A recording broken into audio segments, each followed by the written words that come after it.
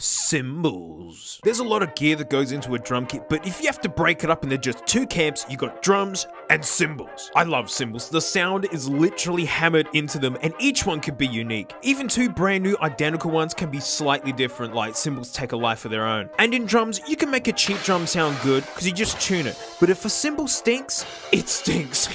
There's a common drummer saying, which is you can tune a drum, but you can't tune a cymbal. Out of all the cymbals, my favorites to play are the hi-hats. You can just do so much with them, but it's the big ride cymbals where I get all romantic for cymbal sounds. So you've read the title of this video and muttered, well, like, how can something sound dry, mate? Like, does the desert make noise or something? Well, how can a beer be dry? Is it just full of sand? It's an expressional term, like the same way you can have warm and cool colors, despite them all being the same temperature on the shelf at the Bunnings. A big thing about cymbals is sustain, how long it makes noise for after you hit it. Ones that sustain a lot are washy, while ones that die off quickly are dry. You also have bright and dark and a combo of all of them, and like, as proof of this, we need a special guest. Every comparison needs a referee, and for this, it's my Zildjian K Custom 20-inch dark ride. This is the first ride cymbal I ever bought brand new, like 12 years ago, back when I was still a music student. I had to put it on lay-by and chip away at it. It's still killing it today, and it can do just about anything. Like, it makes a great crash sound.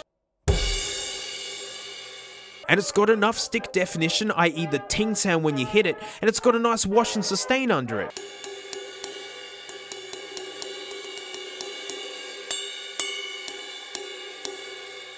It's the best all-rounder cymbal I've owned, and hey, I was gigging with it right up until COVID took all the gigs away. So before we go dry, mate, let's have fun and go the other way, and an example of a bright boy. This guy's bright not just in sound, but holy heck, look at it. The Zildjian ZXT Titanium 20-inch Rock Ride. These were a huge flop. It's just a beginner cymbal with this crazy silver looking whatever's on it.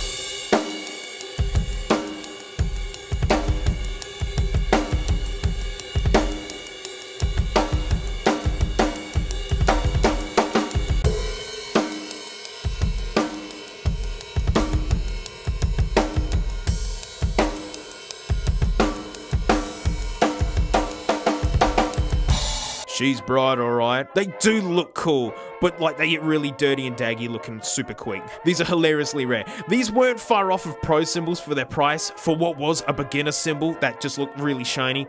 So, you know, folks just got pro ones. So if clean and shiny is bright sounding, and we're trying to find dark and dry, then I guess we need to find a dull and dirty looking cymbal then. Well, look at this pasty prototype ride. It's like it was used as a shield for a merchant sailing ship, like shrugging off musket ball rounds. Did Blackbeard the pirate own this? And if you look close, you can see really complex hammering underneath that as well. Made in Switzerland. John Bonham played pasties.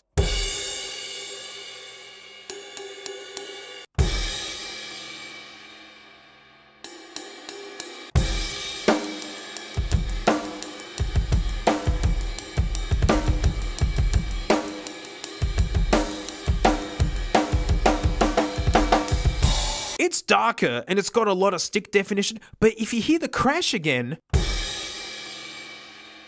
it still crashes. See, like, for it to be truly a dry guy, it's gotta enter the bonk zone, which means it's time to bust out a guy I've owned since like 2013. I used my university jazz award money to buy it, and it's been my favorite jazz and groove ride ever since getting it. It's my Zildjian K 21-inch special dry ride. It's in the name. It's got dry right there. If I'm in doubt, I just bring this guy and look at it. It looks like it's made out of lava rock, and that's because it's unlathed. When a cymbal's made, it's like a cookie, and then it's rolled out, and then it's stamped, hammered, trimmed, and then the top layer is taken off, showing the shiny bronze underneath. Well, they didn't take the top layer off this guy. Whatever color the metal turned while it was heated and pressed is what color it is when it's done, which is also means no two of these can be truly the same. But if you look at the backside, it was lathed, just to show you that yes, underneath that is very shiny bronze.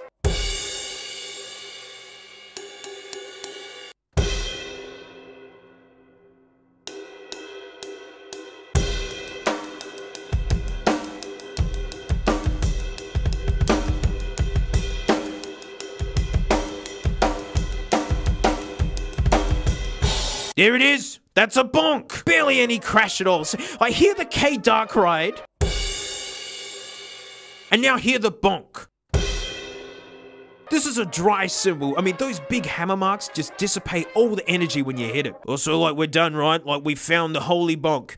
No, not at all. You see, this was the dry cymbal I ever owned until I found this. Yeah, it's another 21-inch K-Custom Special Dry Ride. The color difference is huge, hey, and like, just as I said earlier, due to them being unlathed, like, they're just gonna take on their own patina. But why would I buy another one if I already had one? Well, I've been collecting cymbals for a really long time, and I follow Hazel Shield on Instagram. Dude has an amazing vintage drum store. It's nice buying collectibles not on eBay for once, and his page just shows off all the wild stuff he gets in stock. This freak appeared as a video, and I had to buy it. I mean, dude collects and sells vintage cymbals for a living. He's heard a lot of cymbals, and he was in awe of how dry this guy be.